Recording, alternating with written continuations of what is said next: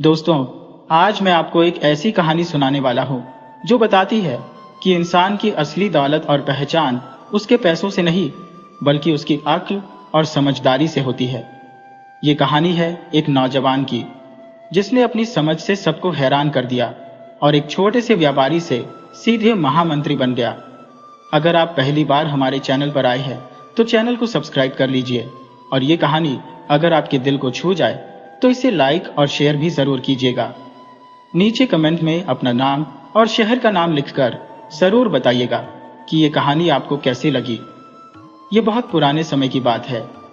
एक गांव में करमचंद नाम का एक आदमी रहता था। उसकी गांव में एक छोटी सी परचून की दुकान थी। उसी दुकान की कमाई से वो अपना और अपने इकलौते बेटे धर्मपाल का पेट भरता था। एक दिन अचानक करमचंद की मौत हो गई। धर्मपाल के सिर पर तो जैसे आसमान ही टूट पड़ा, क्योंकि बापू के अलावा इस दुनिया में उसका कोई नहीं था। वो अकेला बैठकर सोचने लगा कि बापू भी मुझे अकेला छोड़कर चले गए। तभी उसके पिता के एक दोस्त ने उसे हिम्मत दी और कहा, बेटा धीरज रखो, भगवान को शायद यही मंजूर था। अब तुम्हें अपने बापू का काम संभालना होगा। धर्मपाल जो पहले पाठशाला जाता था, अब उसकी पढ़ाई छूट गई और वो अपने पिता की दुकान पर बैठने लगा। भगवान की दया से वो बहुत ही समझदार था और उसकी बातें भी विद्वानों जैसी थी। उसने अपने पिता की दुकान तो संभाल ली, पर सुबह से शाम तक उसकी दुकान पर कोई ग्राहक ही नहीं आता था। एक दिन वो सोचने लगा कि अगर यही हाल रहा तो कुछ ही दिनों में भूखे मरने की नौबत आ जाएगी। कुछ दिन और बीते तो उसने यह फैसला कर लिया कि इस दुकान से उसका गुजारा नहीं हो पाएगा और उसने वो दुकान एक सेठ के हाथों बेच दी। उसने सोचा कि इन पैसों से वो दूसरे राज्य में जाकर कोई छोटा मोटा काम शुरू करेगा। ये सोचकर वो पड़ोसी राज्य की तरफ निकल पड़ा। कुछ दिनों की यात्रा के बाद जब वो दूसरे राज्य के एक बड़े से शहर में पहुंचा तो उसने सोचा कि सबसे पहले यहाँ के बाजारों को देखना चाहिए, तभी कोई काम शुरू करने का फैसला करूंगा। तो धर्मपाल ने वहां के बाजारों में घूमना शुरू कर दिया।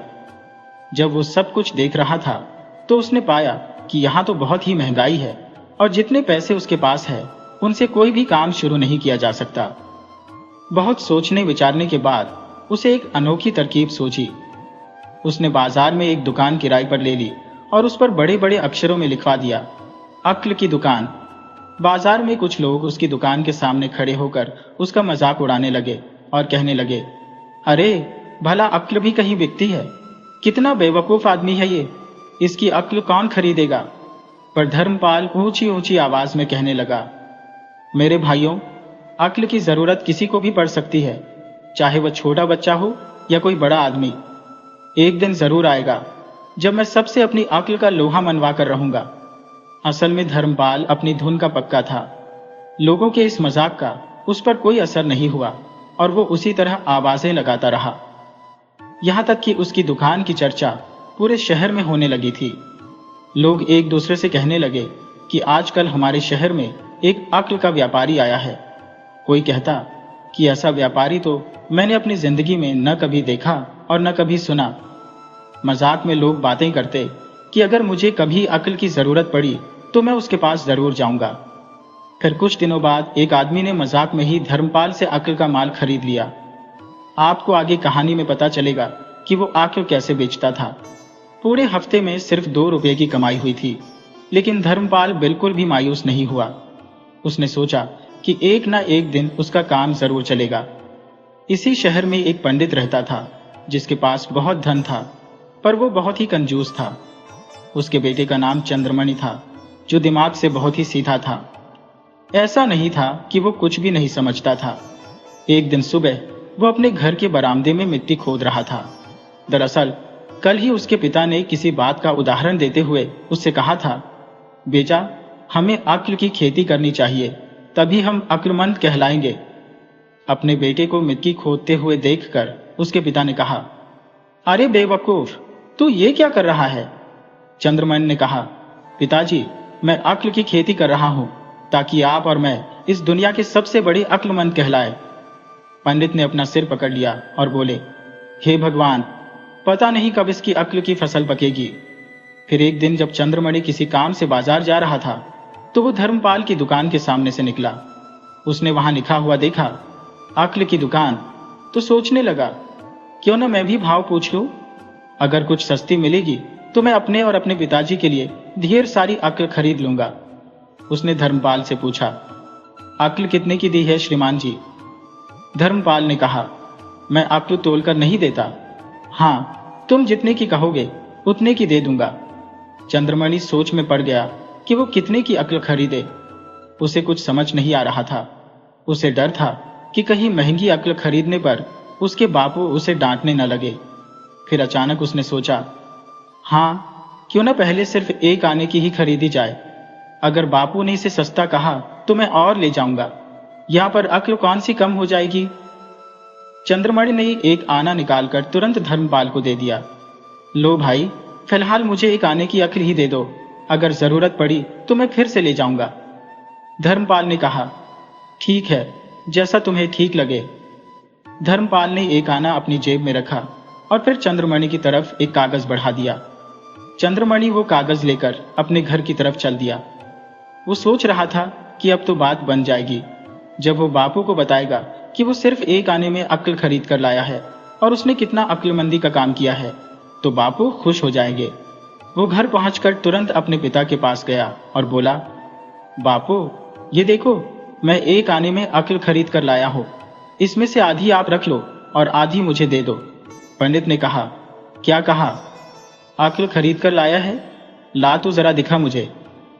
जब उसके पिता ने वो कागज देखा तो उस पर कुछ शब्द लिखे हुए थे जो कुछ इस तरह से थे, जब दो लोग कहीं लड़ रहे हो तो उन्हें खड़े होकर देखना समझदारी नहीं है।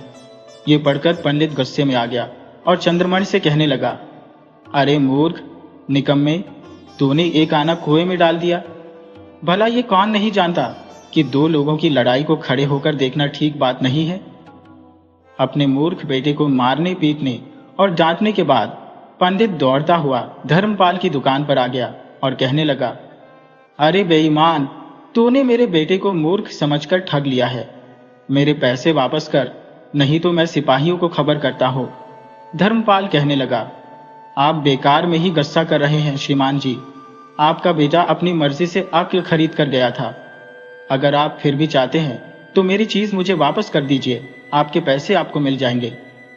कुछ लोग भी वहां इकट्ठे हो गए। लोगों ने धर्मपाल का ही पक्ष लिया। पंडित ने तुरंत वो कागज निकाला और कहा, लो, पकड़ो अपनी चीज और मेरे पैसे मुझे वापस दे दो। पंडित पैसे लेकर अपने घर की तरफ वापस चल दिया। अगली घटना यह हुई कि उस राज्य के राजा की दो रानियां थी। एक दिन दोनों रानियों की दासियां हल और सब्जी खरीदने के लिए बाजार में आई थी। उनमें से एक दासी एक दुकान पर जाकर कहने लगी, ये तरबूज कितना हरा और पका हुआ है। रानी इसे खाकर बहुत ही खुश हो जाएगी। मैं पहले यही खरीद लेती हूँ। उसने दुकानदार से कहा, ये तरबूज कितने का दिया? दुकानदार ने कहा, सिर्फ 2 आने का बहन जी। तो उसने कहा, ठीक है, लाओ, इसे मुझे दे दो। पर इससे पहले कि दुकानदार पैसे लेकर तरबूज उसे देता, तभी दूसरी दासी की नजर उस तरबूज पर पड़ गई। वो तुरंत बोली, ठहरो भाई, ये तरबूज तुम मुझे दे दो। इससे पहले कि दुकानदार कुछ और बोल पाता, उस दूसरी दासी ने 3 आने दुकानदार के हाथ पर रख दिए। तो पहली दासी कहने लगी, नहीं भाई, मैं पहले आई हूं, हमारी बात पहले हो चुकी है, इसलिए तुम ये तरबूज मुझे दे दो। दूसरी दासी ने कहा, नहीं, ये नहीं हो सकता। मैंने इससे पहले ही तुम्हें तरबूज के पैसे दे दिए हैं। ये तरबूज अब मेरा हो गया। दुकानदार सोच में पड़ गया कि ये सब क्या माजरा है। ये दोनों तो लड़ने लगी, कहीं मामला मारपीट तक न पहुंच जाए, क्योंकि सबको पता था कि दोनों रानियों की आपस में बिल्कुल नहीं बनती थी, तो उनकी दासियों की कैसे बनती। दुकानदार ने सोचा कि उसे एक तरफ हो जाना चाहिए। वो तुरंत वहां से खिसक गया। यहाँ पर दोनों दासियों की लड़ाई हो रही थी। एक ने कहा, आज मैं तेरे बाल उखाड़ दूंगी, तो दूसरी बोली, मैं भी तुझे भूतनी बना दूंगी। और अब यह हुआ कि पंडित जी का बेटा चंद्रमणि बाजार से गुजर रहा था। उसने जब दोनों औरतों को लड़ते हुए देखा तो सोचा कि इन दोनों औरतों की आपस में लड़ाई क्यों हो रही है, पता करना चाहिए। एक तो चंद्रमणि था ही मूर्ख, दूसरा वो उनके नजदीक ही खड़ा होकर उनकी लड़ाई देखने लगा और उनकी बातें सुनने लगा। अचानक उन दोनों दासियों की नजर चंद्रमणि पर पड़ गई। दोनों उसकी तरफ आईं और बोली, सुनो पंडित जी, आप हमारे गवाह हो। बीच बाजार में इसने जो मेरी बेइज्जती की है उसकी गवाही आपको ही देनी पड़ेगी। दूसरी दासी ने कहा, पंडित जी, आप मेरे गवाह हो। भगवान के वास्ते आपको रानी के सामने सारी बातें सच सच बतानी पड़ेगी। मूर्ख चंद्रमणि को कुछ भी समझ में नहीं आ रहा था। उसने अपना सिर हिला दिया और वहां से चला गया। जब दोनों दासियां और चंद्रमणि दुकान से चले गए तो दुकानदार अपनी दुकान पर वापस आ गया और कहने लगा, ये तो अच्छा हुआ, अगर मैंने लड़ाई ना देखने की अक्ल के व्यापारी धर्मपाल से न खरीदी होती तो आज मैं चंद्रमणि की जगह पर फंस गया होता। अब ये चंद्रमणि जरूर किसी मुसीबत में फंसेगा। उन दोनों दासियों ने अपनी अपनी रानियों के पास जाकर शिकायत की तो दोनों रानियों ने चंद्रमणि के पास अपना संदेश पत्र के रूप में भेजा। एक पत्र बड़ी रानी की तरफ से लिखा गया था। उसमें लिखा था, अगर तुमने मेरी दासी के पक्ष में गवाही न दी तो तुम्हारे लिए अच्छा नहीं होगा। और छोटी रानी के पत्र में लिखा था कि तुम्हें मेरी दासी के पक्ष में ही गवाही देनी होगी, नहीं तो तुम कुत्ते की मौत मारे जाओगे। अब तो चंद्रमणि संकट में फंस गया। पिता और पुत्र ने यह सलाह की कि अब उन्हें अक्ल का व्यापारी धर्मपाल ही इस मुसीबत से निकाल सकता है और उसी से जाकर सलाह लेनी चाहिए, क्योंकि जो अक्ल उसने लिखकर दी थी वही गलती पंडित के बेटे ने कर ली थी। इसीलिए वो दोनों धर्मपाल के पास आ गए। पंडित ने सारा हाल सुनाया। सुनकर धर्मपाल ने कहा, मैं सलाह तो दे दूंगा, लेकिन अब 10 रुपए लगेंगे। पंडित जी ने कहा, मुझे मंजूर है, ये लो 10 रुपए। धर्मपाल ने चंद्रमणि से कहा, सुनो, तुम राजा के सामने पागल जैसे बन जाना और जब वो तुमसे कुछ पूछे तो उल्टा सीधा बोलते हुए ऊटपटांग बातें करते रहना। चंद्रमणि ने उसकी बात मान ली और उसके पिता भी इस बात पर सहमत हो गए। उसके बाद पिता और पुत्र दोनों खुशी खुशी अपने घर वापस आ गए। दूसरे दिन चंद्रमणि को दरबार में बुलाया गया। राजा ने कहा, हाँ तो छोटे पंडित जी, क्या तुम बता सकते हो कि उन दोनों दासियों के बीच में किस बात को लेकर झगड़ा हुआ था और उनमें से दोषी कौन था? चंद्रमणि नाटक करते हुए कहने लगा, राजा साहब, आप ऐसा कीजिए कि उन दोनों दासियों को अभी के अभी यहां पर दे दीजिए, फिर आपको पता लग जाएगा दोषी कौन था। इतना कहकर चंद्रमणि जोर जोर से हंसने लगा। ये बेतुकी सी बात सुनकर राजा सोचने लगा, ये तो मुझे कोई पागल लगता है, भला ये क्या गवाही देगा? इसे दरबार से बाहर निकाल दिया जाए। तो इस तरह करने से चंद्रमणि एक बार तो बच गया। अब उसके पिता को एक और चिंता सता रही थी कि अगर किसी दिन राजा को सच्चाई का पता लग गया कि उसका बेटा असल में पागल नहीं है बल्कि जानबूझकर पागल बनने का ढोंग कर रहा था, तो इसका अंजाम बहुत ही बुरा होगा। उसने सोचा, क्यों न इस बारे में भी अक्ल के व्यापारी से ही सलाह ली जाए। वो दोनों फिर से धर्मपाल के पास आए और अपने मन की शंका उसे बताई।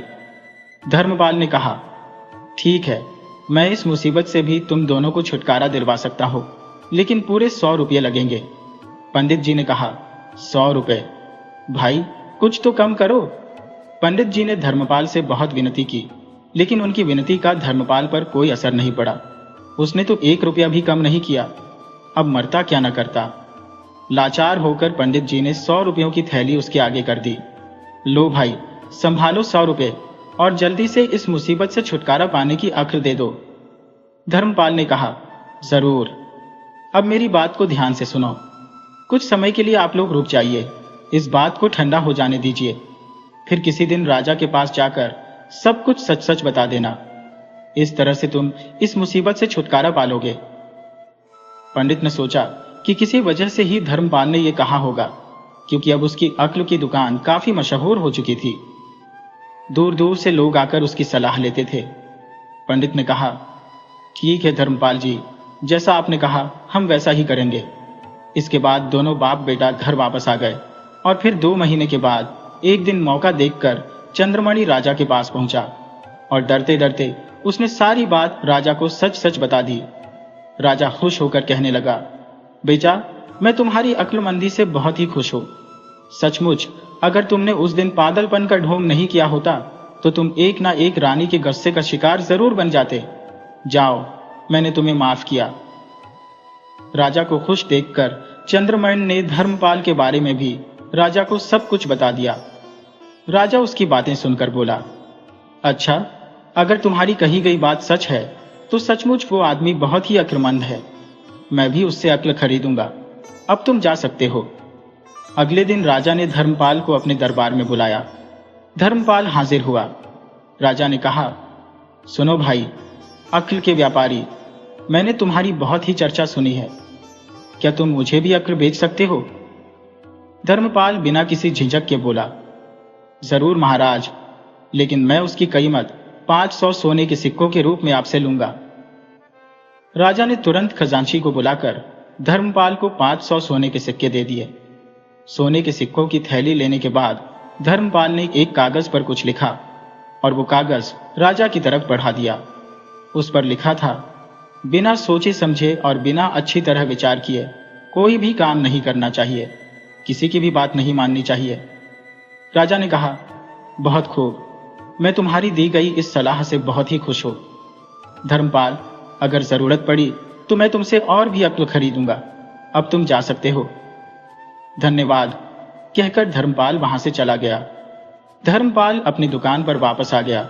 दूसरी तरफ राजा ने धर्मपाल के उस शिक्षा वाले पत्र को अपने पलंग के पास ही रख लिया था। वो सोच रहा था, वाह, क्या अक्ल की बात कही है उस आदमी ने। कुछ दिन बीते, राजा अचानक बीमार पड़ गया और इधर राजा का मंत्री, जो काफी समय से राजा को मारने की ताक में था, उसे यह मौका ठीक लगा। मंत्री ने सोचा, यही सही समय है। अगर वैद्य को अपने पक्ष में लेकर राजा की दवा में जहर मिला दिया जाए तो मेरे रास्ते का कांटा आसानी से हट जाएगा और किसी को राजा की मौत पर शक भी नहीं होगा। और फिर मंत्री ने लालच देकर वैद्य को अपने पक्ष में कर लिया। फिर एक दिन राजा की दवा में जहर मिलाकर राजवैद्य को भेज दिया। राजवैद्य कहने लगा, महाराज, ये दवा पी लीजिए। मुझे पूरा यकीन है कि इस खास दवा को पीने से आप बिल्कुल ठीक हो जाएंगे। राजा ने कहा, मैं भी यही चाहता हूं वैद्य जी। पता नहीं मेरे पीछे से राजकाज कैसा चल रहा होगा, प्रजा कैसी होगी। जैसे ही राजा उस दवाई को पीने लगे, उनकी नजर पलंग पर पड़े हुए उस कागज पर पड़ी जो उन्होंने धर्मपाल से 500 सोने के सिक्कों में खरीदा था। अचानक पता नहीं क्यों राजा को धर्मपाल की दी हुई शिक्षा याद आ गई कि कोई भी काम बिना अच्छी तरह सोचे नहीं करना चाहिए। राजा दवा को ध्यान से देखने लगे और कुछ पल सोचने लगे और साथ ही वो वैद्य की तरफ देखने लगे। इधर वो वैद्य राजा के इस तरह से देखने से घबरा गया। वो तुरंत राजा के आगे गिड़गिड़ाने लगा, मुझे माफ कर दीजिए महाराज, इसमें मेरी कोई गलती नहीं है। मंत्री जी के दबाव में आकर मुझसे ये गलती हो गई। उनके कहने पर ही मैंने दवा में जहर मिलाया था। ये सुनकर राजा हैरान रह गए। वो सोच में पड़ गए कि क्या धर्मपाल की दी हुई अक्ल ने ही उनकी जान बचाई है। राजा ने तुरंत सिपाहियों को बुलाया और कहा कि इस वैद्य को कैद खाने में डाल दिया जाए और महामंत्री को तुरंत मेरे सामने लाया जाए। सिपाहियों ने कहा, जो आज्ञा महाराज। हुक्म मिलते ही महामंत्री घबराया हुआ राजा के सामने आया। आकर उसने कहा, हुक्म कीजिए महाराज, मेरे लिए क्या हुक्म है। राजा ने कहा, मैं तो बिल्कुल ठीक हो चुका हूं महामंत्री जी, पर आपके चेहरे से लगता है कि आप बहुत ही बीमार हैं। तो आप ऐसा करो, हमारे वैद्य द्वारा तैयार की गई यह दवाई आप पी लो, जल्दी ही बिल्कुल ठीक हो जाओगे। महामंत्री को यह समझते हुए देर न लगी कि उसकी चाल अब उल्टी पड़ चुकी है और राजा को सब कुछ मालूम पड़ गया है। वो तुरंत बोला, मुझे माफ कर दो महाराज, मुझसे बड़ी गलती हो गई। राजा ने गुस्से में कहा, नहीं, तुम्हारे जैसे गद्दार और जहरीले सांप को मैं माफ नहीं कर सकता। सिपाहियों, ले जाओ इसे और बीच चौराहे में जाकर इसकी गर्दन उतार दो। महामंत्री चीखने लगा, दया कीजिए महाराज। सिपाही मंत्री को पकड़कर ले गए। उसके बाद राजा ने धर्मपाल को संदेशा भेजा। धर्मपाल आया तो राजा ने कहा, तुम्हारी दी हुई अक्ल से आज मैं मरते मरते बचा हूं धर्मपाल, इसलिए मैं तुमसे बहुत ही खुश हूं। और फिर राजा ने धर्मपाल को सारी बात बताई और कहने लगे, मेरे पास महामंत्री का पद खाली है और मैं चाहता हूं कि आज से तुम ये पद संभाल लो। धर्मपाल ने कहा, महाराज, मैं इतने बड़े पद के लायक तो नहीं हो, फिर भी मैं आपको यकीन दिलाता हूं कि मैं आपके सम्मान और यकीन को कभी ठेस नहीं पहुंचने दूंगा। तो इस तरह से धर्मपाल राजा का महामंत्री बन गया और आराम से अपना जीवन बिताने लगा। अब धर्मपाल महामंत्री बनकर राजा के दरबार में आने लगा और दरबार में न्याय के लिए आने वाले सभी लोगों की बातें सुनकर सही फैसले देने लगा। उसकी समझदारी से दिए हुए फैसलों से हर कोई संतुष्ट था धीरे धीरे पूरे राज्य में महामंत्री धर्मपाल की बुद्धि और उसकी अक्लमंदी की चर्चा होने लगी। इसी राज्य में एक और घटना घटी। उस शहर में चंदनदास नाम का एक मशहूर जौहरी रहता था। उसकी उम्र लगभग 60 साल की हो चुकी थी, लेकिन वो बिल्कुल तंदुरुस्त था। उसके दिल में ख्याल आया कि इससे पहले कि वो बहुत ही ज्यादा बूढ़ा हो जाए, उसे तीर्थ यात्रा कर लेनी चाहिए, क्योंकि उस समय सफर बैलगाड़ियों और घोड़ा गाड़ियों पर ही होता था। तो इस तीर्थ यात्रा में कई महीने लग जाने वाले थे। वो सोचने लगा कि पता नहीं तीर्थ यात्रा में उसे कितने महीने लग जाए, और इस समय राज्य में चोरियां भी बहुत हो रही हैं। ऐसी हालत में अपने कीमती हीरे दुकान में छोड़कर जाना खतरे से भरा हो सकता है। मुझे अपने कीमती हीरों की हिफाजत के लिए क्या करना चाहिए?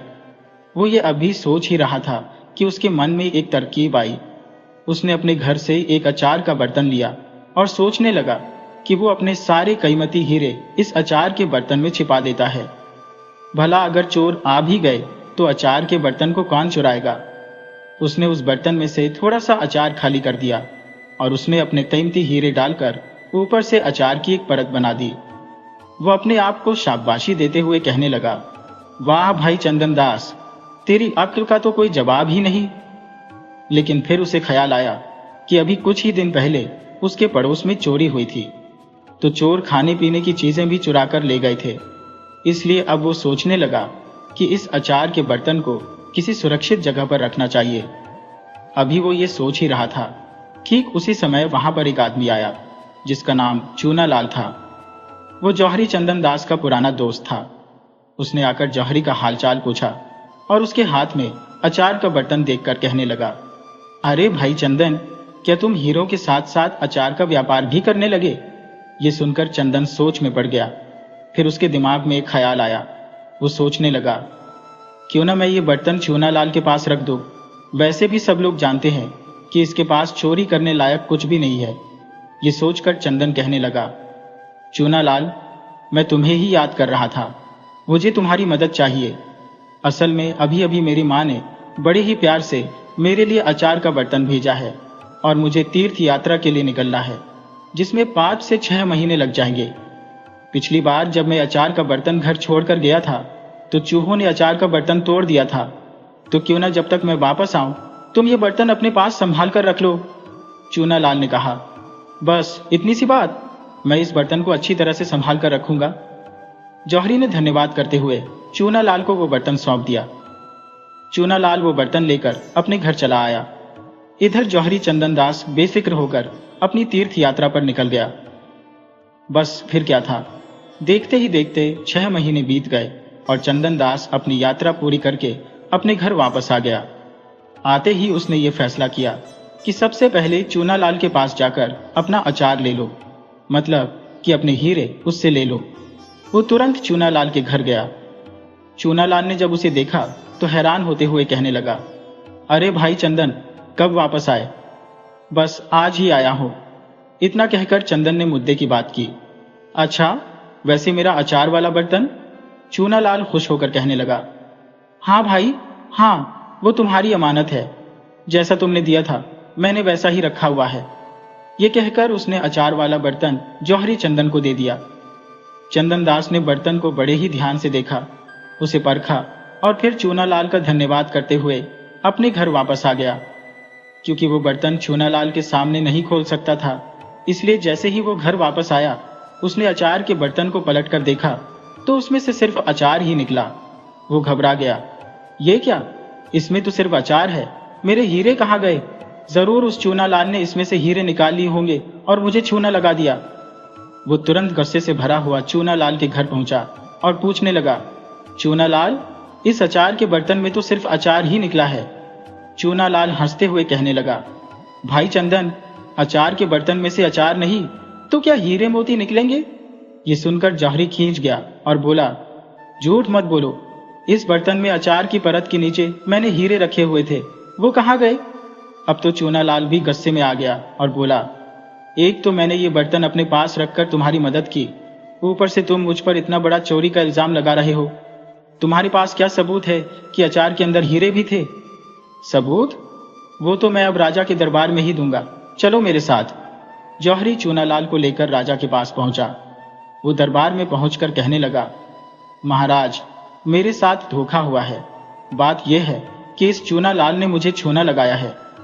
ये कहकर जौहरी चंदन ने सारी बात राजा को बता दी और फिर आखिर में कहा, महाराज, जब मैंने घर आकर ये बर्तन पलटा तो देखा कि इसमें हीरे नहीं थे। चूनालाल तुरंत बोला, महाराज, इस अचार में अचार के अलावा और कुछ नहीं था। ये झूठ बोल रहा है।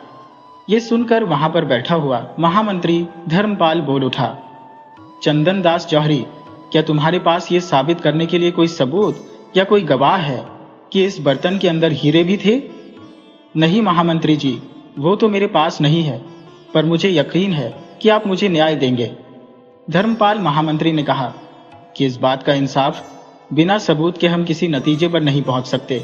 जाओ, घर जाकर अपना अचार खाओ। ये सुनकर जैसे चंदन की सारी उम्मीद टूट गई और चूनालाल मन ही मन में चैन की सांस लेने लगा। उसके चेहरे पर एक मुस्कुराहट सी आ गई। वो मन ही मन में कहने लगा, चलो अच्छा ही हुआ, बला टली। इधर महामंत्री धर्मपाल चूनालाल के चेहरे के हाव भाव को बड़े ही ध्यान से देख रहा था। वो इतनी आसानी से हार मानने वालों में से नहीं था। कुछ सोचकर महामंत्री ने कहा, महाराज, सबूत न होने के कारण किसी अपराधी को छोड़ा नहीं जा सकता। राजा ने कहा, तो ठीक है, तुम ही ये साबित कर दो कि हीरे कहां पर है। धर्मपाल ने कहा, बिल्कुल महाराज, मैं इस काम के लिए अपने रसोइये को बुलाने की आज्ञा चाहता हूं। ये सुनकर सभी हैरान थे। राजा ने कहा, ठीक है, रसोइये को पेश किया जाए। अब धर्मपाल ने चूनालाल की तरफ देखते हुए कहा, चूनालाल, क्या ये वही बर्तन है जो चंदन दास ने तुम्हें दिया था? चूनालाल ने तुरंत कहा, जी हाँ, बिल्कुल। देखिए, जैसा था बिल्कुल वैसा ही है। धर्मपाल ने पूछा, क्या तुमने इसमें से अचार चखा नहीं था? नहीं नहीं, ये आप क्या कह रहे हैं? मैंने तो इस बर्तन की तरफ वापस मुड़कर देखा तक नहीं। तो फिर अपने बयान पर कायम रहना। और फिर महामंत्री धर्मपाल ने वो बर्तन रसोइये को दिया और कहा, रसोइये महाशय, क्या तुम ये अचार थोड़ा सा छक सकते हो? रसोइये ने वो अचार चखा और बोला, ये अचार तो बहुत ही बढ़िया है। धर्मपाल ने कहा, एक रसोइया होने के नाते तुम्हें क्या लगता है ये अचार कितना पुराना होगा? वो बोला, मेरे अंदाजे के मुताबिक ये अचार लगभग 2 महीने पुराना है, इससे ज्यादा नहीं, क्योंकि अचार ज्यादा समय नहीं निकाल सकता, वो पड़ा पड़ा खराब हो जाता है। ये बात सुनकर चूनालाल के पसीने छूट गए। वो घबराकर बोला, क्या मतलब है इससे? आप क्या साबित करना चाहते हैं? धर्मपाल ने मुस्कुराते हुए कहा, जैसा कि हम सब जानते हैं कि चंदन दास जौहरी ने ये बर्तन लगभग 6 महीने पहले चूनालाल को दिया था। अगर चूनालाल ने इस बर्तन को ना ही छुआ और ना ही देखा, तो फिर इसमें 2 महीने पुराना अचार कैसे आ गया? इसका सीधा सा अर्थ यह है कि इस बर्तन का अचार लगभग 1.5 या 2 महीने पहले बदला गया है। मतलब कि चूनालाल ने जौहरी को छूना लगाया है। ये सुनकर चूनालाल को समझ में आ गया कि उसकी चोरी पकड़ी गई है। तब धर्मपाल ने कहा, अब सच सच बता दो चूनालाल, नहीं तो हमारे पास सच उगलवाने के और भी बहुत से तरीके हैं। चूनालाल गिड़गिड़ाते हुए कहने लगा, मुझे माफ कर दो महाराज, असल में मेरा हीरो को चोरी करने का कोई इरादा नहीं था, ना ही मुझे ये पता था कि इस अचार के बर्तन में हीरे हैं। दरअसल उस दिन मेरे घर में अचार खत्म हो गया था और मैंने सोचा कि अचार के बिना दाल चावल खाने का क्या मजा। फिर अचानक मुझे याद आया कि चंदन के दिए हुए अचार के बर्तन में से एक अचार का टुकड़ा ले लूं, इससे क्या फर्क पड़ेगा। लेकिन जब मैंने बर्तन को हिलाया और चम्मच से थोड़ा सा अचार निकाल कर देखा तो उसमें से हीरा निकल आया। ये देखकर मेरे मन में लालच आ गया और मैंने वो बर्तन वहीं पर पलट दिया। उसमें कई हीरे निकले। मैंने सोचा कि मेरी तो किस्मत जाग गई। अब क्योंकि पुराना अचार में पलट चुका था और इस वजह से वो खराब हो चुका था, तो मैंने उस बर्तन में नया अचार लाकर डाल दिया। मुझे माफ कर दीजिए महामंत्री जी। महामंत्री ने कहा, ठीक है, अब चुपचाप जौहरी चंदन दास के सारे हीरे वापस कर दो। अगर आगे से तुमने किसी को छूना लगाया तो तुम्हारी खैर नहीं। इस तरह से महामंत्री धर्मपाल की चतुराई देखकर वहां पर मौजूद सभी लोग उसकी तारीफ करने लगे। राजा की नजरों में अब धर्मपाल की इज्जत पहले से भी ज्यादा बढ़ चुकी थी। आगे चलकर धर्मपाल कई सालों तक राजा का महामंत्री बना रहा और इस तरह से उसने अपने राज्य की सेवा की। दोस्तों, ये कहानी हमें बताती है कि अक्ल और समझदारी ही हमारी सबसे बड़ी दौलत है। जिंदगी में हमें हमेशा अपने दिमाग और नेक इरादों पर भरोसा करना चाहिए। मुझे उम्मीद है कि ये कहानी आपको बहुत पसंद आई होगी। अगर ऐसा है तो इसे लाइक और शेयर जरूर कीजिएगा और अपने अच्छे कमेंट करना मत भूलिएगा। कमेंट बॉक्स में अपने नाम के साथ अपने शहर का नाम भी लिखिए। तो मिलते हैं आपसे किसी अगली कहानी में। तब तक के लिए नमस्कार।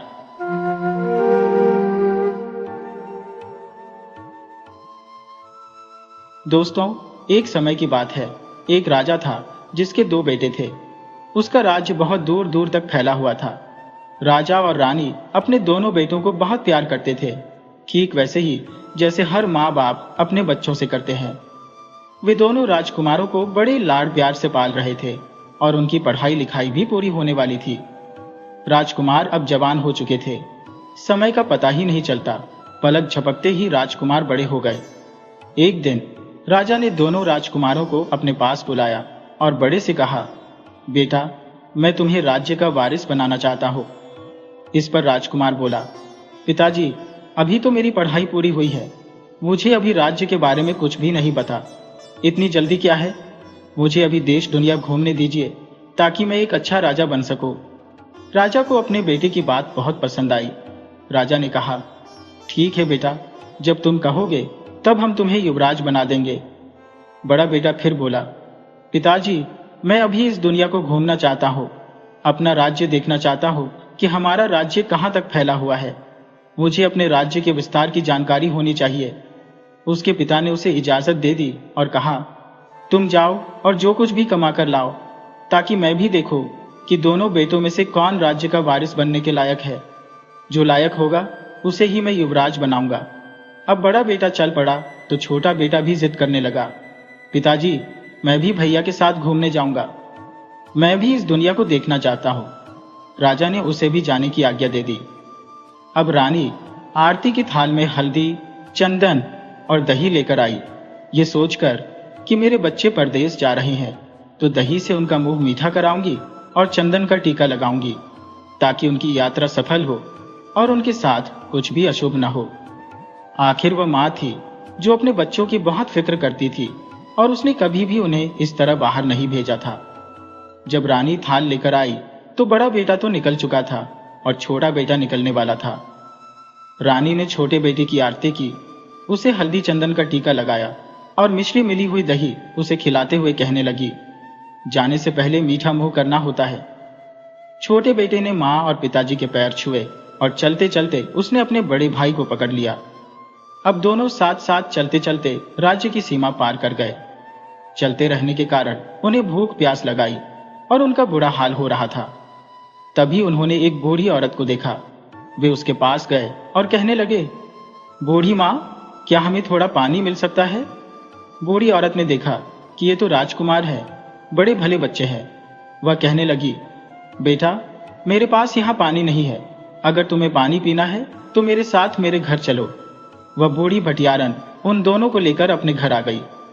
घर आकर उसने दोनों राजकुमारों को पानी पिलाया। उस भटियारन का न कोई बेटा था न बेटी, उसकी कोई रिश्तेदार या सगे संबंधी भी नहीं थे। बेचारी अकेली थी और अपना काम करके गुजारा करती थी। बच्चों को देखकर वह सोचने लगी, अगर ये दोनों लड़के मेरे पास रह जाए तो मेरी मां बनने की इच्छा पूरी हो जाए। ये दोनों मेरे बेटे बन जाए तो मैं यहीं कट जाऊं। उसने उनके लिए खाना बनाकर उन्हें बड़े प्यार से खिलाया।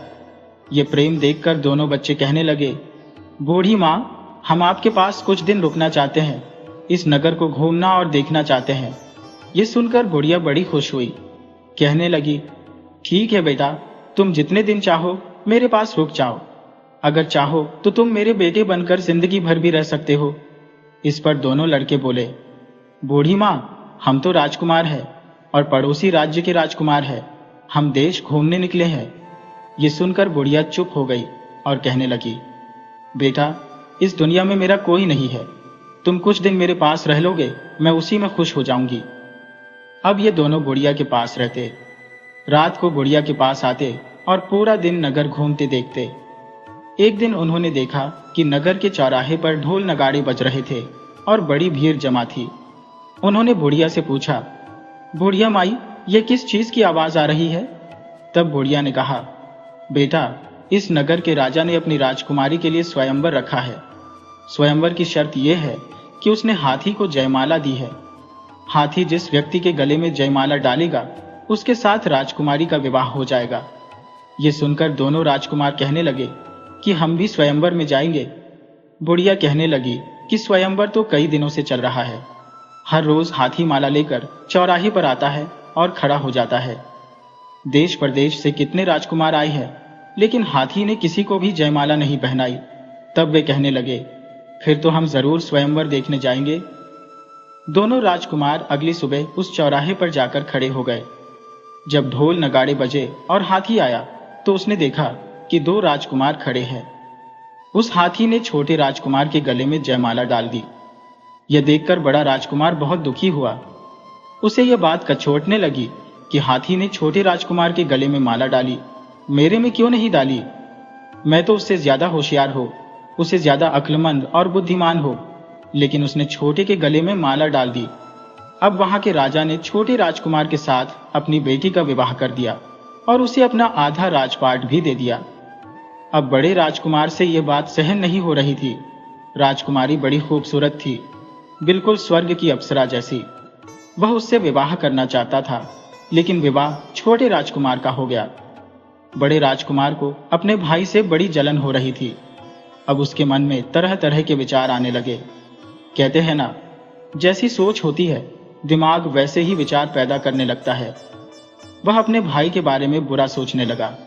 उसे यह भी याद आया कि मेरी माँ ने चलते समय मेरे भाई को टीका किया, आरती की, लेकिन मेरा टीका और आरती नहीं किया। उसे लगा कि यह सब मेरी माँ का दोष है। उसी के कारण मेरी शादी नहीं हुई और मेरे भाई की शादी हो गई। उसने अपने छोटे भाई से कहा, तुम यहाँ रहो, कुछ दिन आराम करो, मैं देश घूमने के लिए जाता हूँ। लेकिन उसने यह नहीं बताया कि वह वापस अपने राज्य जा रहा है। अब वह बड़ा राजकुमार वहां से चल पड़ा। उसके मन में बदला लेने की आग भड़क रही थी। वह अपने भाई और मां से बदला लेना चाहता था, क्योंकि राजकुमारी का विवाह उसके साथ नहीं हुआ।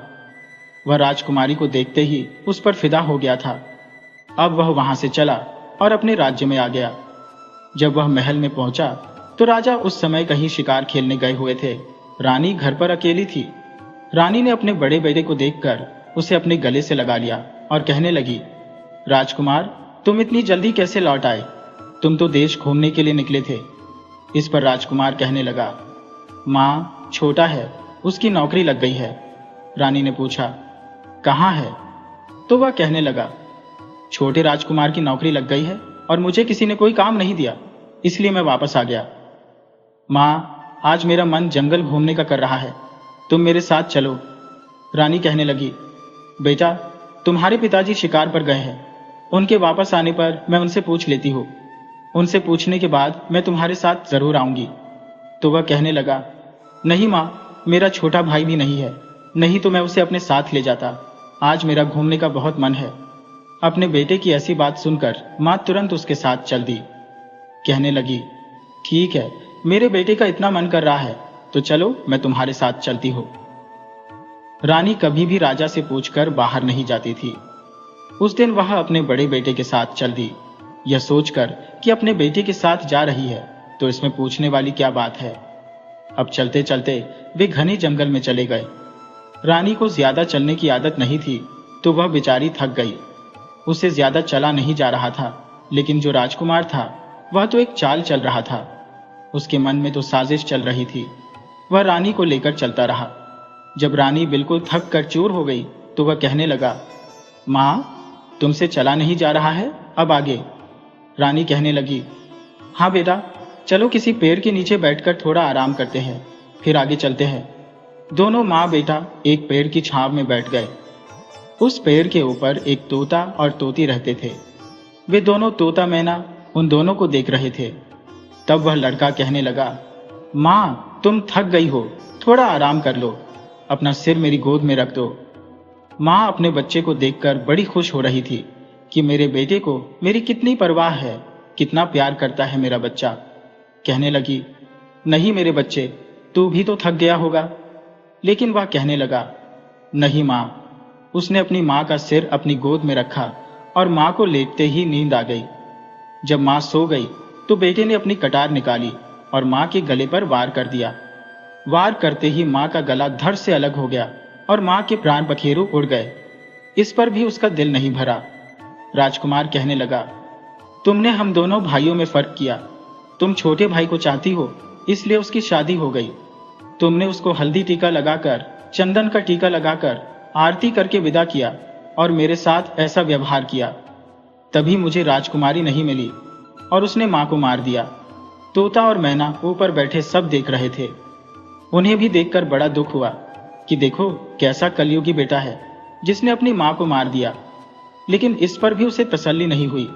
उसने कटार ली और अपनी माँ का कलेजा चीर कर निकाल लिया।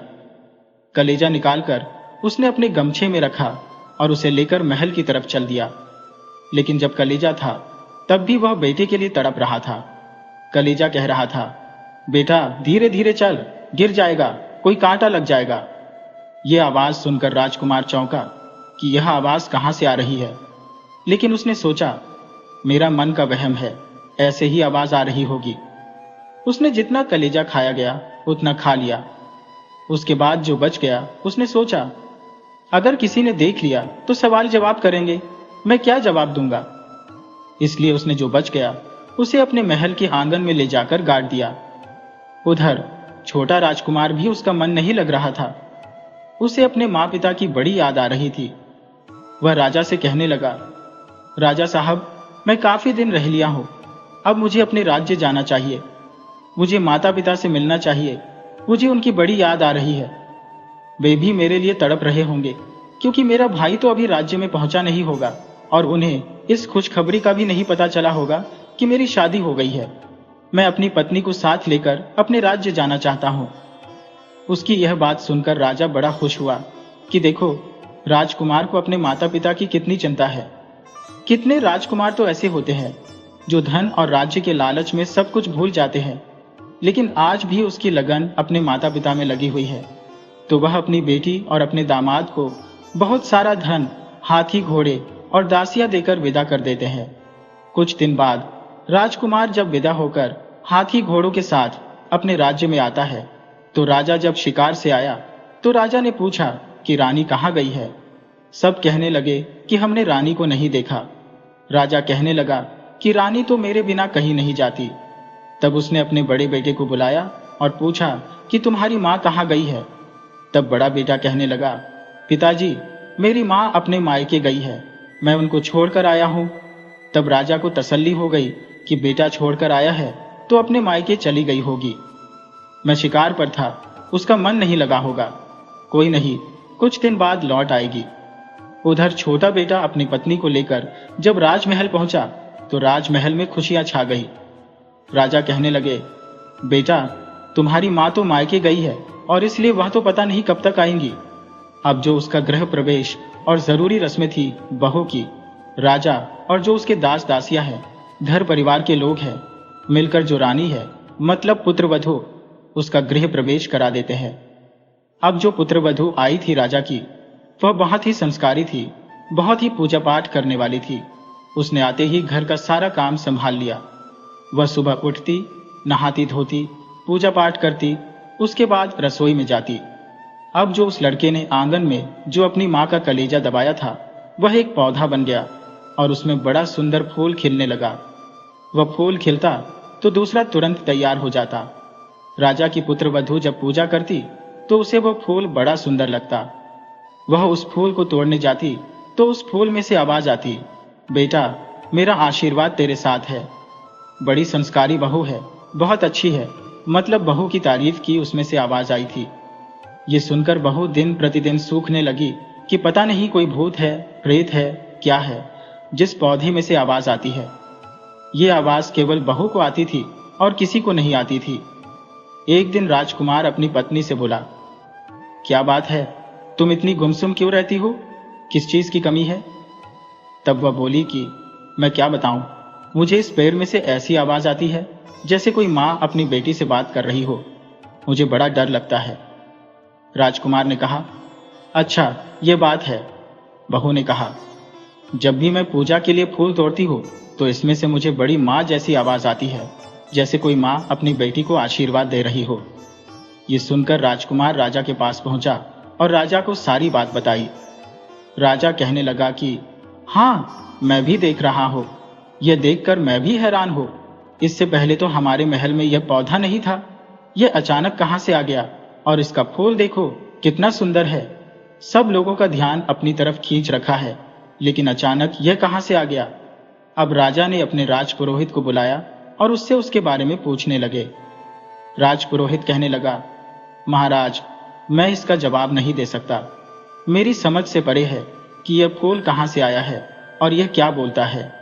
अब राजा ने अपने नगर में ढिंढोरा पिटवा दिया कि जो कोई भी ब्राह्मण या कोई भी नागरिक, कोई भी ऋषि मुनि, पुरोहित, राजपुरोहित, पोथी पत्रा वाले ब्राह्मण, कोई भी या आम नागरिक जो भी इसका राज्य मुझे बताएगा, उसे मैं अपना आधा राजपाट दे दूंगा। बहुत से ज्ञानी ध्यानी लोग आए, लेकिन सफल रहे। कोई उसका राज्य नहीं समझ सके। अब पड़ोसी गांव में एक ब्राह्मण अपनी पत्नी के साथ रहता था। वह ब्राह्मण भीख मांगकर गुजारा करता था। ब्राह्मण घर से बाहर, घर से मतलब गांव में 5 घर से भीख मांगता और उन 5 घर से एक मुट्ठी अनाज वह भीख में लेता। ऐसे करके एक न एक दिन में बरसात गांवों से भीख मांगता और 5-5 घर चुनता था, और जितना अनाज उसे मिलता उसी में वह और उसकी पत्नी गुजारा करते थे। वे बड़े गरीब थे। उनकी बड़ी दयनीय स्थिति थी। बड़े कष्ट में दिन बीत रहे थे। उस ब्राह्मण को लोग पागल कहते थे कि देखो, इतना मूर्ख ब्राह्मण है जो 5 घर से भीख मांगता है। अगर घर से बाहर घर से भीख मांगे तो इसकी कितनी अच्छे से इसकी जरूरतें पूरी हो जाई।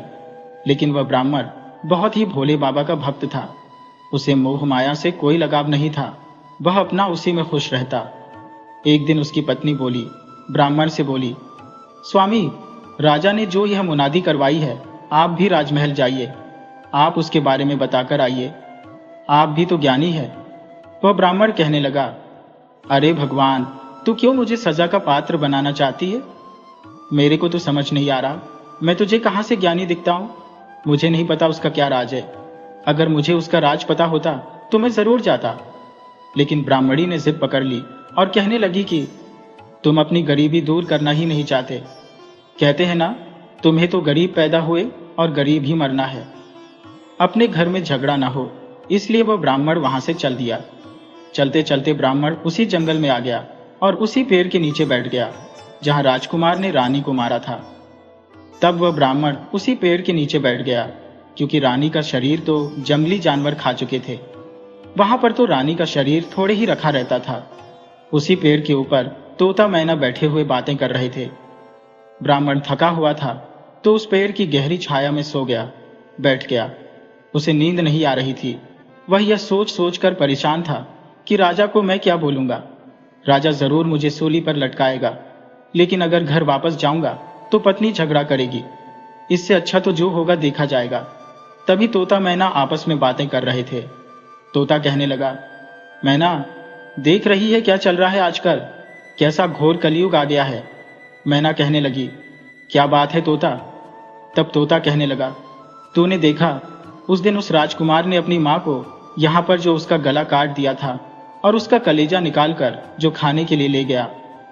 उस राजकुमार ने उस कलेजे को अपने आंगन में रख दिया, मतलब मिट्टी में दबा दिया। और उस कलेजे से माँ की जो ममता है वह इतनी पवित्र होती है कि अपने बच्चों को मरने के बाद भी आशीर्वाद देती है। वहां उस घर में एक पौधे के रूप में जन्म लिया है और उस पौधे में फूल बहुत सुंदर खिलते हैं। जब भी उसकी बहू फूल तोड़ने जाती है तो अपनी बहू से बड़ी प्रसन्न होती है और आशीर्वाद की झड़ी लगा देती है कि कैसी संस्कारवान बहू घर में आई है।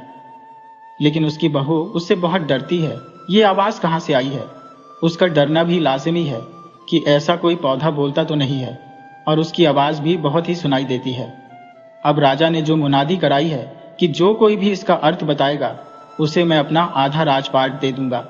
मैना, ये मूर्ख ब्राह्मण यहाँ जा रहा है उसका अर्थ बताने के लिए, और इसे तो खुद इतना ज्ञान नहीं है, तो भीख भी मांगकर अपना गुजारा भी भीख भी उतने ही मांगता जिसमें उसका गुजारा भी ढंग से नहीं चले। यह मूर्ख ब्राह्मण चला उनका जो है, उनकी जो समस्या का हल करने। ब्राह्मण सारी बातें सुन रहा था। ब्राह्मण थोड़ी देर आराम किया। तोता मैना की सारी बातें सुनी। जब मैना कह रही है, हाँ, कैसे भूल सकती हूं मैं वह दिन, तोता, जिस दिन उस निर्दयी बेटे ने अपनी मां को यहां हमारे सामने, हमारी आंखों के आगे कटार से उसका गला काट दिया, जिसका धड़ और सिर अलग पड़ा हुआ था।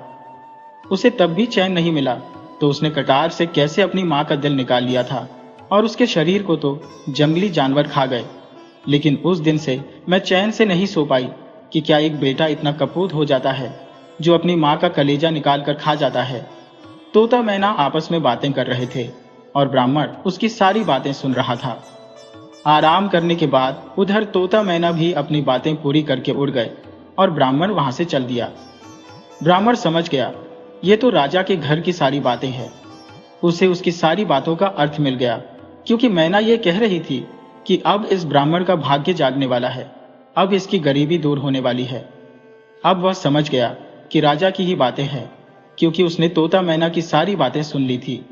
जब ब्राह्मण राजा के महल में गया तो उसने द्वारपाल से कहा कि राजा को बताओ, कोई ब्राह्मण आया है और वह तुम्हारी समस्या का हल बताएगा। द्वारपाल महल में गया और उसने राजा को ब्राह्मण के आने की बात बताई।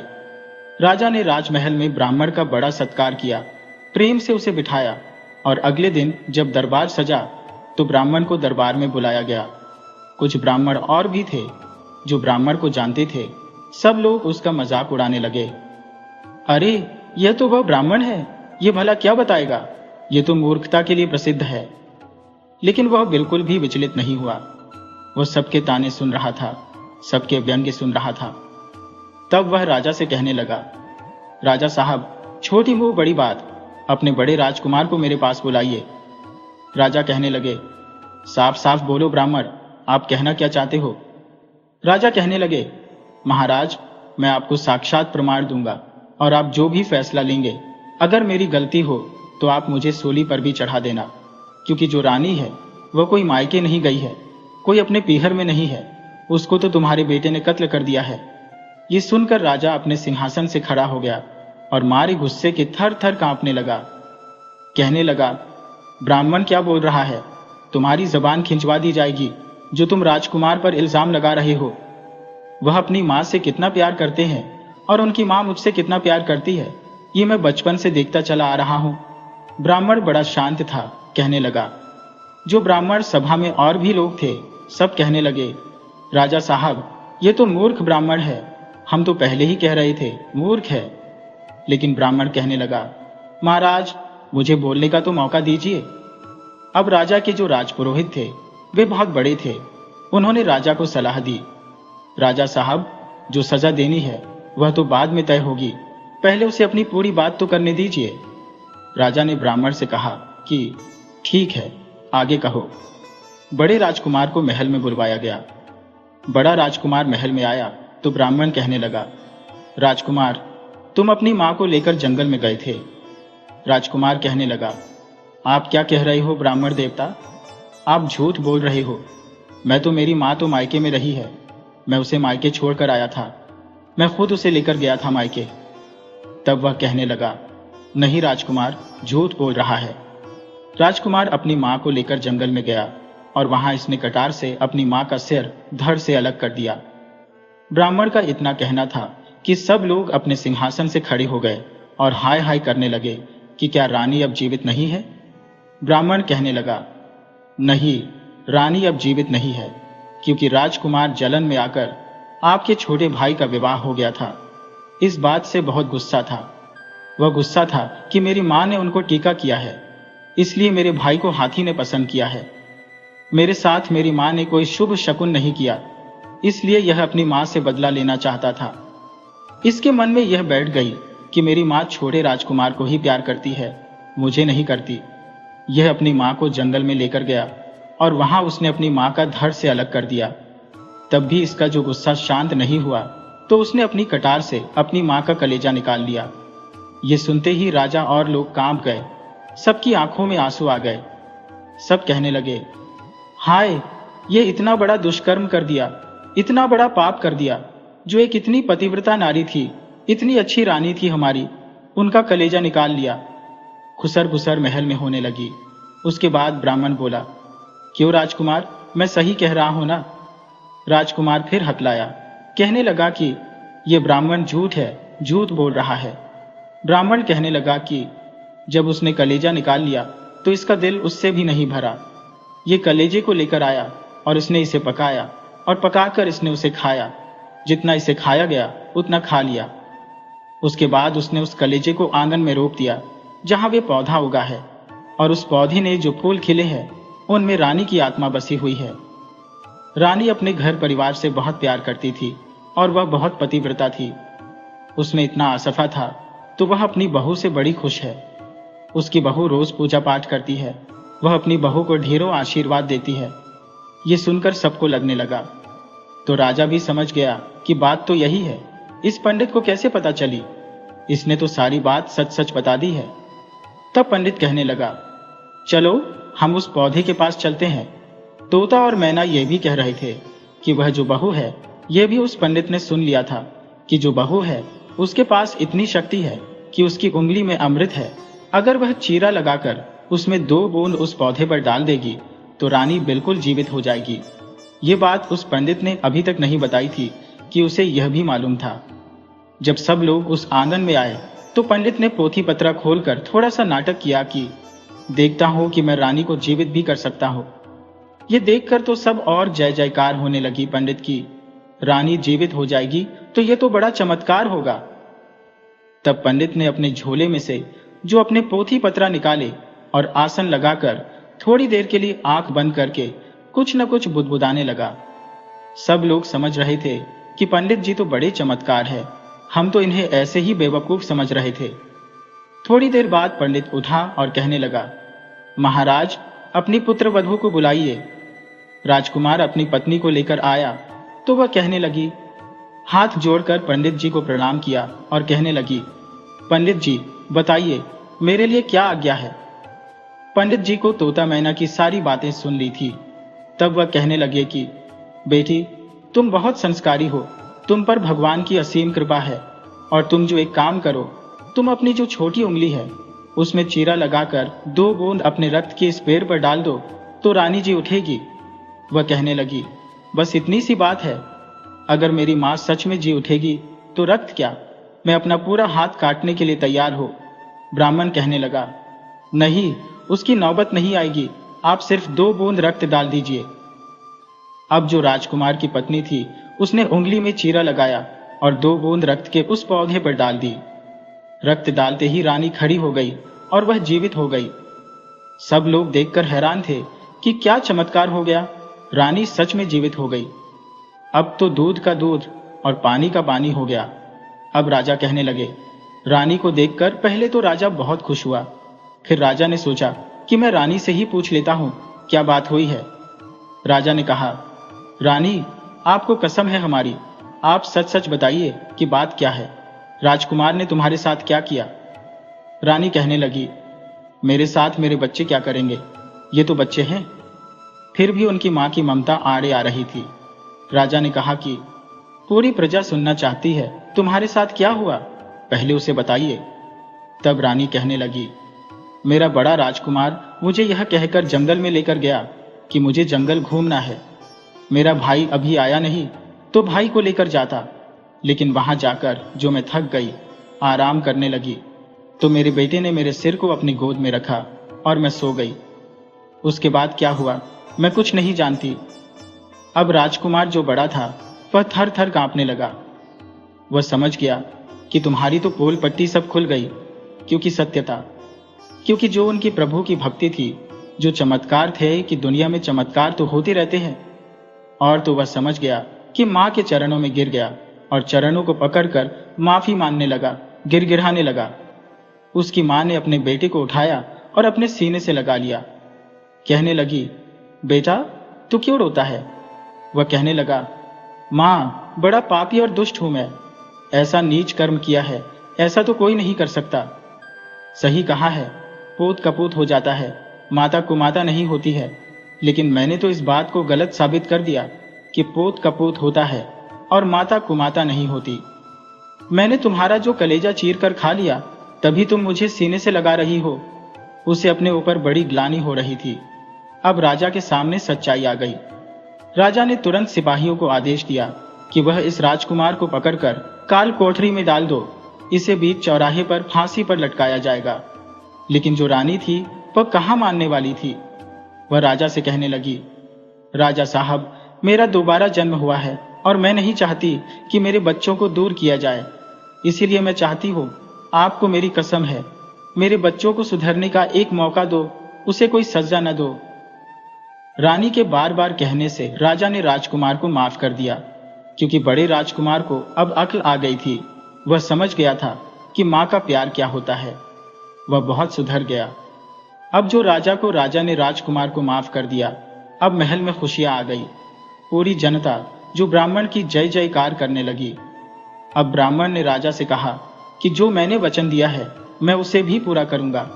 और राजा ने अपना आधा राजपाट उस ब्राह्मण को दे दिया और उसे अपना राजपुरोहित बना दिया। इस तरह से उस गरीब ब्राह्मण की गरीबी दूर हो गई। कहते हैं, भगवान जब भी देता है छप्पर फाड़ कर देता है। वह उस ब्राह्मण के साथ हुआ, क्योंकि उसके दिन बदलने वाले थे, इसलिए उसने तोता मैना की बातें सुन ली। वह तो मूर्ख ब्राह्मण था, उसे क्या ज्ञान था। लेकिन जब भगवान देता है तो कोई ना कोई बहाना जरूर लगाता है, और जब भगवान लेता है तब भी कोई ना कोई बहाना जरूर लगाता है। दोस्तों, अगर आपको हमारी कहानी पसंद आई हो तो कृपया ज्यादा से ज्यादा लाइक करें, सब्सक्राइब करें और शेयर करें। राधे राधे।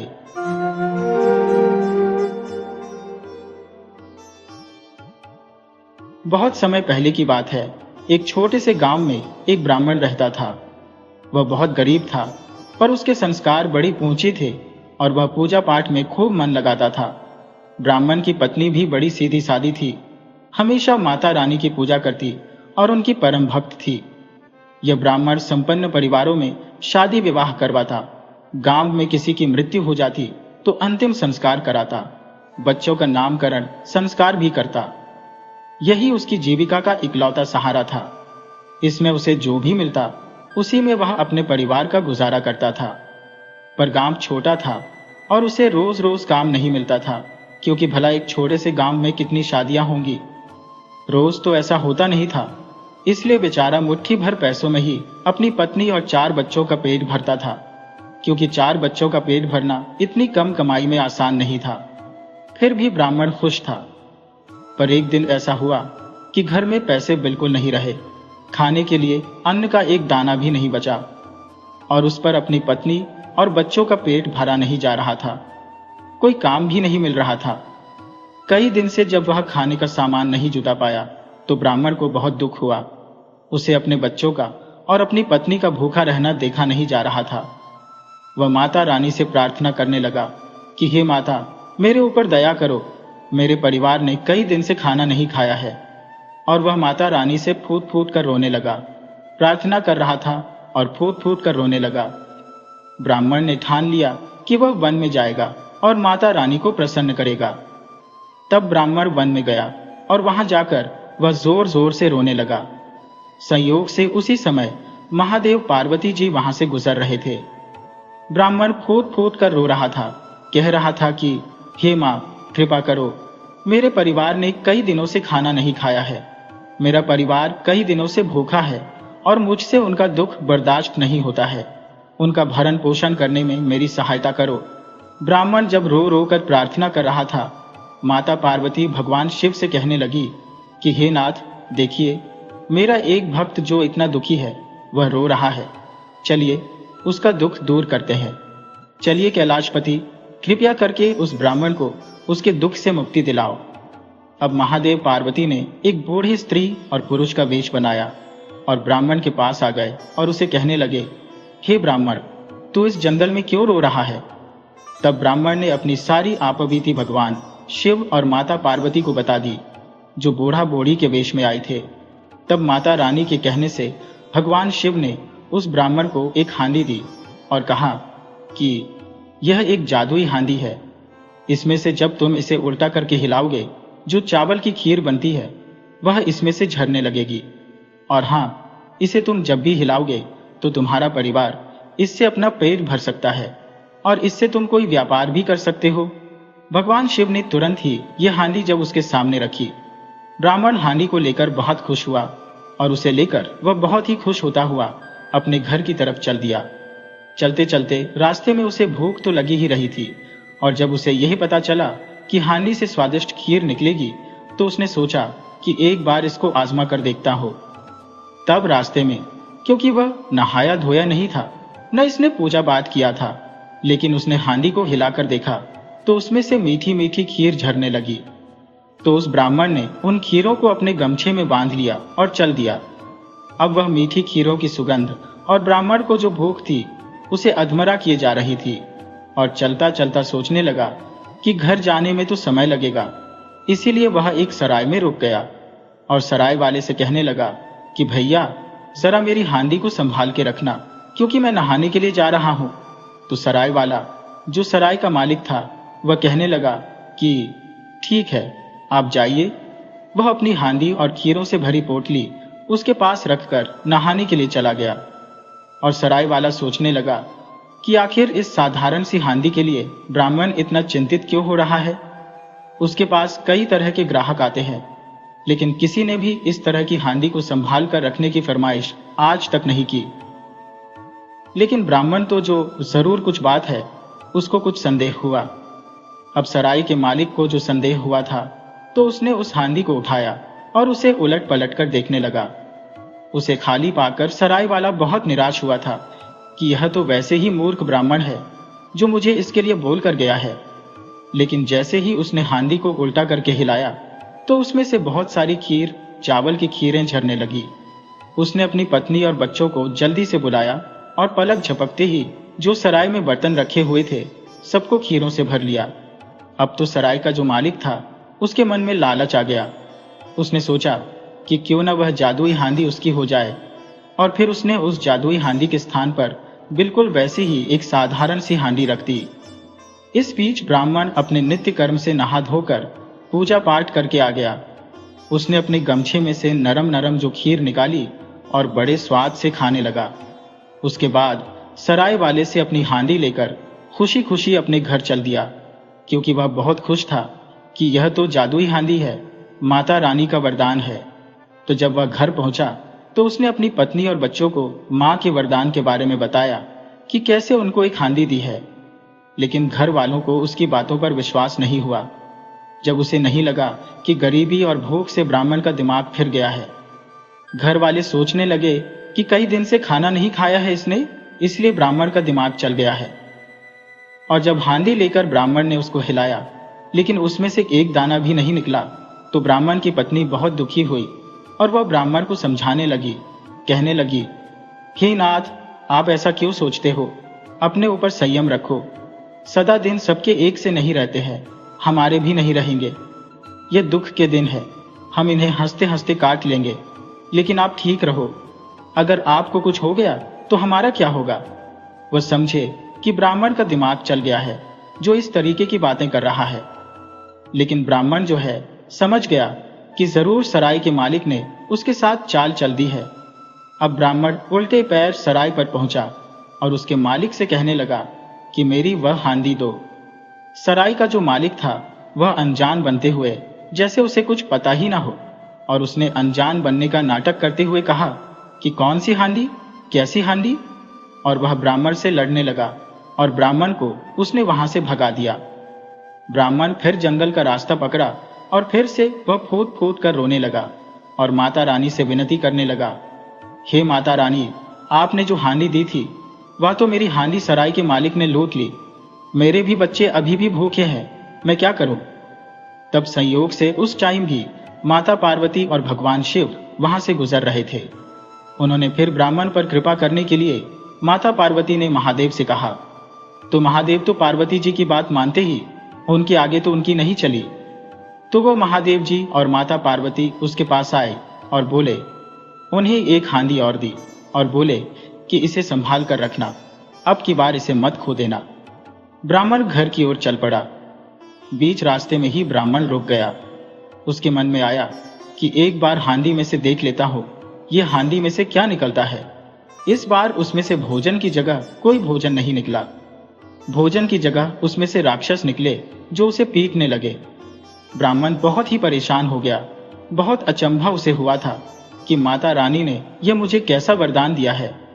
लेकिन थोड़ी देर में उसकी बुद्धि में बात आ गई। उसे इतनी समझ आ गई कि यह हांडी उस सराय के मालिक को सीधा करने के लिए है। फिर वह उसी सराय के मालिक के पास पहुंचा और कहने लगा कि मैं स्नान करके आता हूं, इसलिए आप मेरी इस हांडी का ध्यान रखना। सराय वाला ब्राह्मण को देखकर बहुत प्रसन्न हुआ। ब्राह्मण ने अपनी हांडी उसे सौंप दी और ध्यान रखने के लिए बोलकर नहाने चला गया। ब्राह्मण के जाते ही सराय वाले ने अपने परिवार को बुला लिया। पत्नी और बच्चों के आते ही सबने मिलकर हांडी को उल्टा किया। वह आशा थी कि इस बार हांडी से मिठाइयां निकलेंगी, लेकिन जब मिठाई की जगह भयंकर राक्षसों ने निकलना शुरू किया तो उनकी सारी खुशी मिट्टी में मिल गई।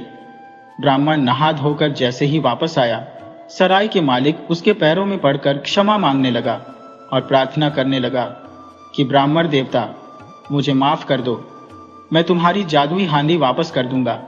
इस दूसरी हांडी को सीधा करके राक्षसों से हमें मुक्ति दिलाओ। ब्राह्मण बहुत खुश हुआ। दोनों हांडी लेकर वह बहुत खुश था।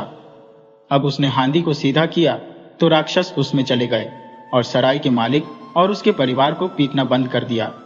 और सराय के मालिक ने उसकी हांडी खुशी खुशी ब्राह्मण को दे दी। अब ब्राह्मण भी बहुत खुश था और अपनी दोनों हांडी लेकर वह खुशी के साथ अपने घर चला गया। अपने परिवार में जाकर उसने सबको खूब स्वादिष्ट खीर खिलाई और उनको बताया कि कैसे माता रानी ने उस पर कृपा की। अगले दिन ब्राह्मण ने खीरों की एक दुकान शुरू कर दी।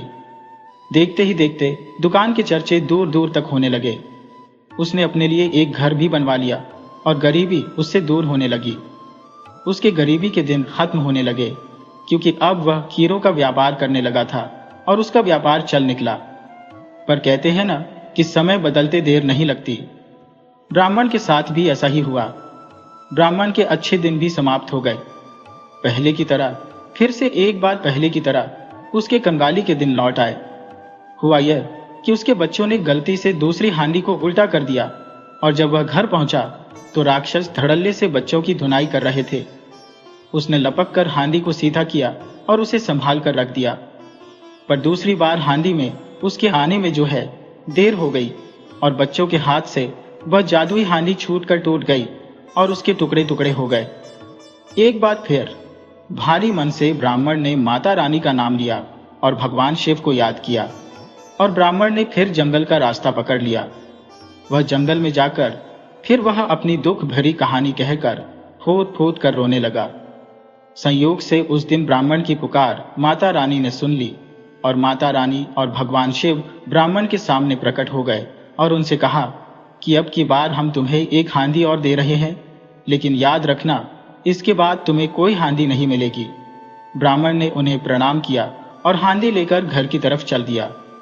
घर पहुंचकर उसने अपनी पत्नी और बच्चों के सामने उसने की हांडी को उल्टा किया तो उसमें से खीर की जगह बड़ी गोल गोल स्वादिष्ट मिठाइयां झरने लगी।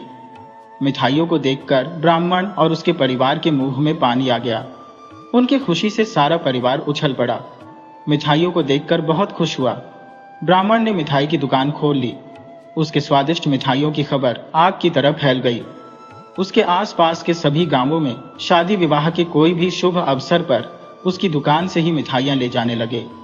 उसके मिठाइयों के बिना शादी विवाह को अधूरा माना जाने लगा क्योंकि वे खाने में बहुत स्वादिष्ट थी। ब्राह्मण की दिन दूनी रात चौगुनी उन्नति होने लगी। वह गांव का जो जमींदार था वह ब्राह्मण से जलन रखने लगा। उसने भी उस चमत्कारी हांडी के बारे में बहुत सुन रखा था। मन ही मन उसने तय किया कि उस हांडी को वह किसी भी कीमत पर हासिल करेगा। जमींदार के बेटे की शादी जल्दी ही होने वाली थी।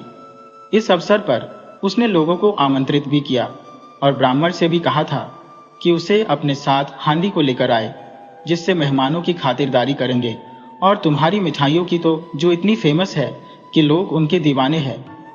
तुम्हारी मिठाइयां खाकर हमारे मेहमान बहुत खुश होंगे।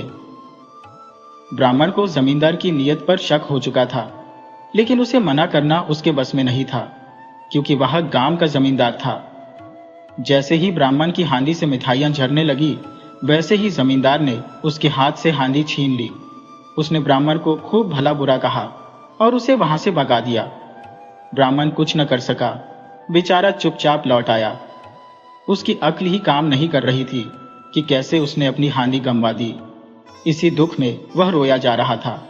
लेकिन जैसे ही उसे माता की याद आई, उसने माता को याद किया। उसे तुरंत ही अपनी दूसरी हानि भी याद आ गई, जो उसने अब तक संभाल कर रखी हुई थी। कांपते हाथों से उसने हांडी निकाली और व्यवहार में लौट आया। वहां पहुंचकर उसने हांडी पलटी। हांडी पलटते ही उसमें से राक्षसों की बारिश होने लगी, जो जमींदार और उसके चेले चपाटों को मारने के लिए दौड़ पड़े। राक्षसों ने जमींदार और उसके चेले चपाटों को दौड़ा दौड़ा कर पीटा। उन्हें छठी का दूध याद दिला दिया। थक हार कर ब्राह्मण से जमींदार क्षमा मांगने लगा और उसकी हांडी लौटा दी। उसके बाद ब्राह्मण अपने परिवार के साथ प्रसन्नता पूर्वक रहने लगा।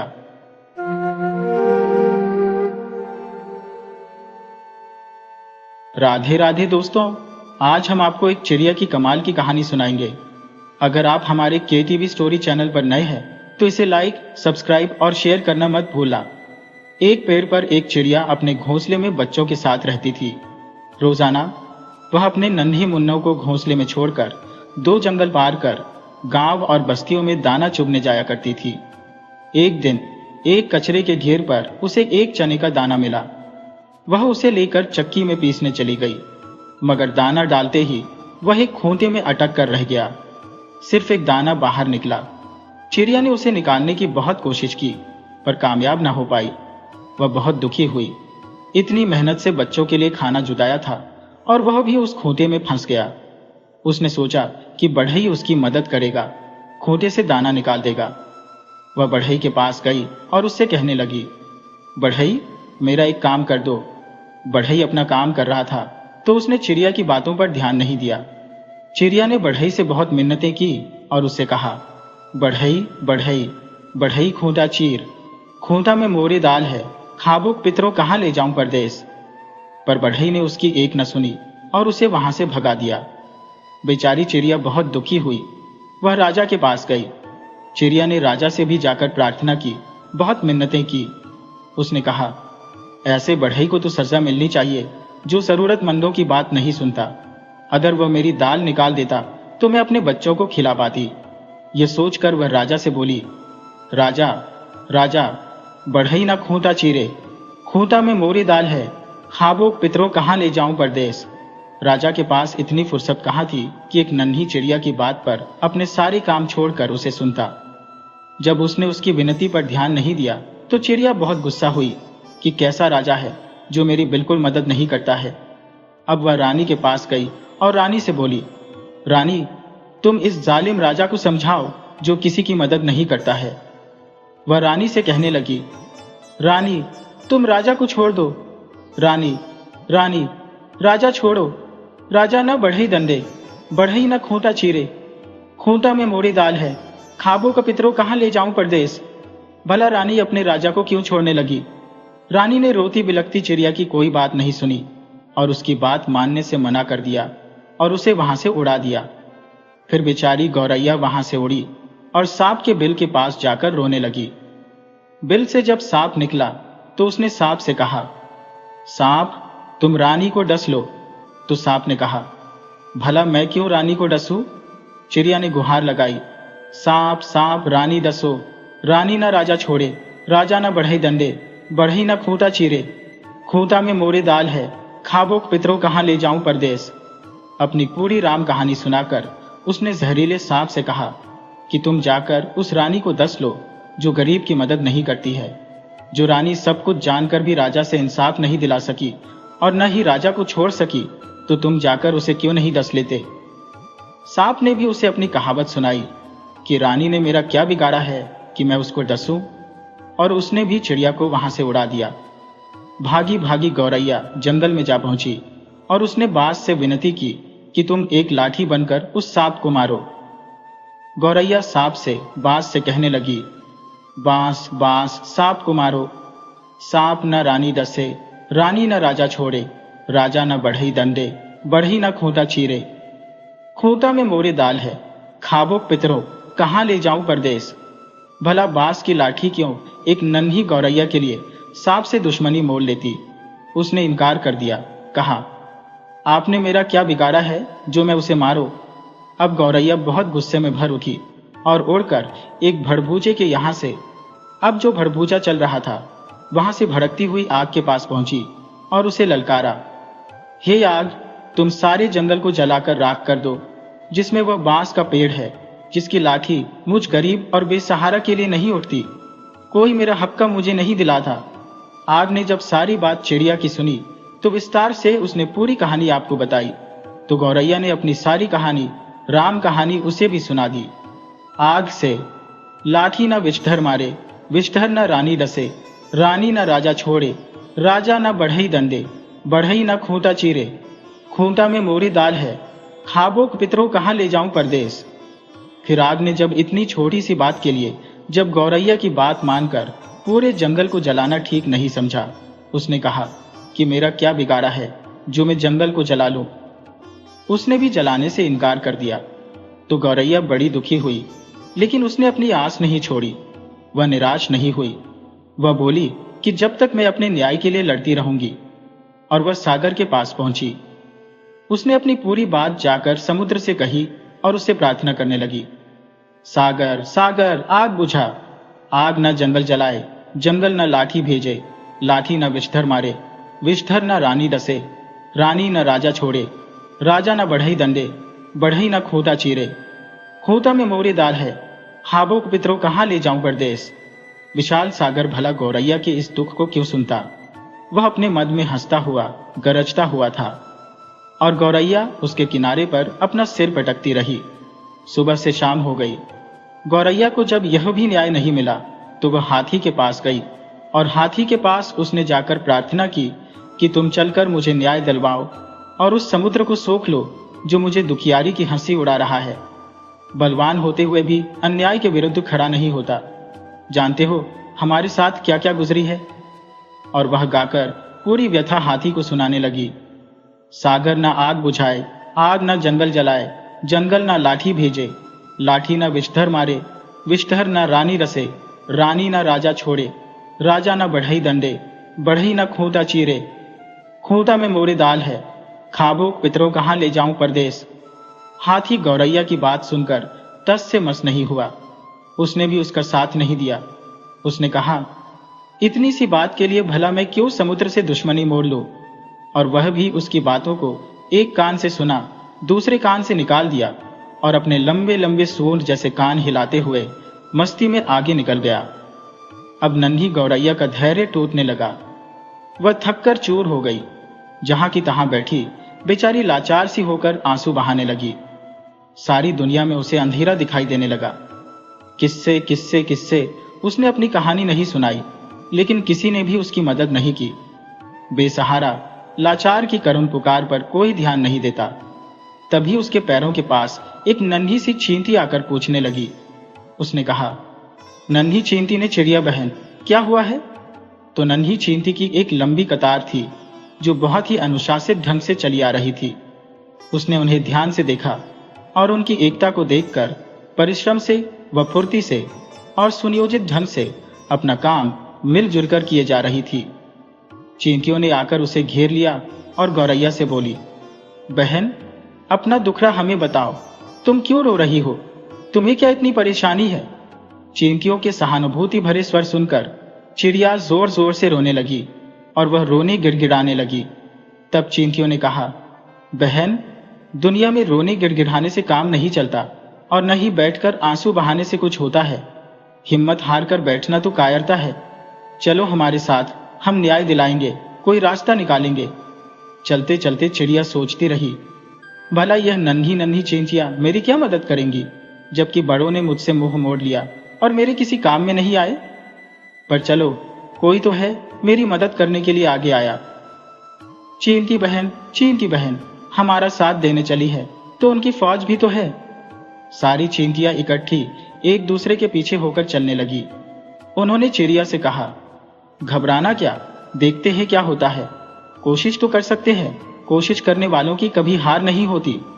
गौरैया सोचते चली जा रही थी।